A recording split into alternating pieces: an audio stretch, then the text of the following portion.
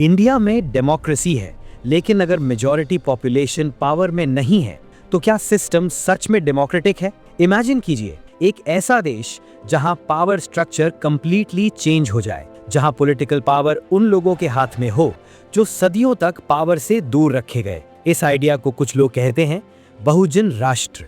क्या ये social justice का नेक्स्ट स्टेप है या फिर इंडियन पॉलिटिक्स का सबसे कंट्रोवर्शियल आइडिया? और सबसे बड़ा सवाल, अगर बहुजन राष्ट्र रियलिटी बन गया तो इंडिया का सिस्टम कैसा दिखेगा? आज की डॉक्यूमेंट्री में हम इसी आइडिया को एक्सरे करेंगे, हिस्ट्री, पॉलिटिक्स, आइडियोलॉजी और रियलिटी के साथ। इंडिया की पॉलिटिक्स में एक वर्ड बार बार सुनने को मिलता है, बहुजन।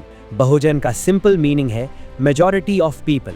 इस वर्ड को पॉलिटिकल आइडेंटिटी बनाने का क्रेडिट जाता है बहुजन मूवमेंट के लीडर्स को, जैसे काशीराम और मायावती। उन्होंने एक पावरफुल स्लोगन दिया, बहुजन हिताय बहुजन सुखाय। लेकिन टाइम के साथ ये स्लोगन एक और आइडिया में कन्वर्ट होने लगा, बहुजन पॉलिटिकल पावर। और वहीं से शुरू होती है बहुजन राष्ट्र की डिबेट। बहुजन आइडिया को समझने के लिए हमें थोड़ा हिस्ट्री में जाना पड़ेगा। Indian society historically caste system से डिवाइडेड रही है। इसी सिस्टम को चैलेंज किया B.R. अम्बेडकर ने। अम्बेडकर का फोकस था सोशल इक्वालिटी और कॉन्स्टिट्यूशनल राइट्स। उन्होंने डेमोक्रेसी को सिर्फ वोटिंग सिस्टम नहीं बल्कि सोशल ट्रांसफॉर्मेशन का टूल माना। लेकिन 1980s के बाद एक नया पॉलिटिकल मूवमेंट इमर्ज हुआ। इस मूवमेंट को ऑर्गेनाइज किया काशीराम ने। उनका थियरी सिंपल था, इंडिया में अपर कास्ट पॉपुलेशन का स्मॉल परसेंटेज है, लेकिन पावर स्ट्रक्चर उनके पास है और majority population SC, ST, OBC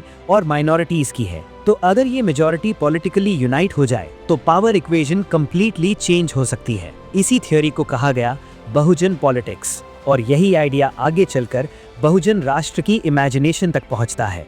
1990s का डेकेड इंडियन पॉलिटिक्स का टर्निंग पॉइंट था। मंडल कमीशन इम्प्लीमेंटेशन के बाद कास्ट बेस्ड पॉलिटिकल कॉन्शियसनेस बहुत तेजी से बढ़ा।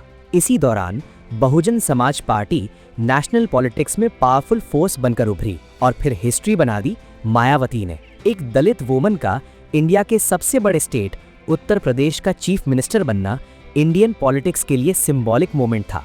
ये सिर्फ इलेक्शन विक्ट्री नहीं थी, ये मैसेज था, पावर शिफ्ट पॉसिबल है। लेकिन क्या ये बहुजन राष्ट्र की तरफ एक स्टेप था या सिर्फ डेमोक्रेटिक पॉलिटिक्स का नेचुरल एवोल्यूशन?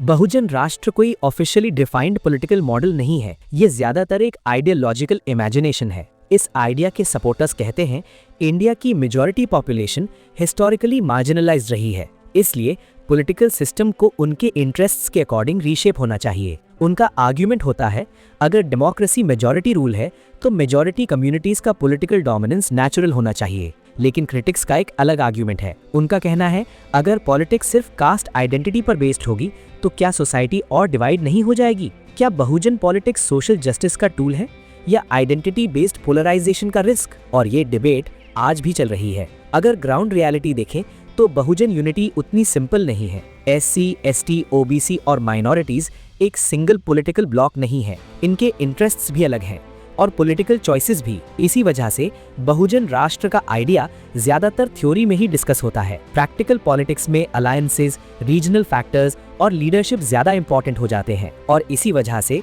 बहुजन पॉलिटिक्स का इम्पैक्ट स्टेट लेवल पर स्ट्रॉन्ग है लेकिन नेशनल लेवल पर अभी भी फ्रैगमेंटेड है। तो क्या फ्यूचर में ये आइडिया फिर से पावरफुल हो सकता है? ये एक ओपन क्वेश्चन है। बहुजन राष्ट्र का आइडिया सिर्फ एक पॉलिटिकल स्लोगन नहीं है, ये एक डीपर डिबेट का सिंबल है। एक तरफ सोशल जस्टिस की डिमांड, दूसरी तरफ आइडेंटिटी पॉलिटिक्स का रिस्क। इंडिया की डेमोक्रेसी का ब्यूटी भी यही है, यहाँ हर आइडियोलॉजी को स्पेस मिलता है, हर आइडिया को चैलेंज भी मिलता है और फाइनल डिसीजन हमेशा पब्लिक के हाथ में होता है।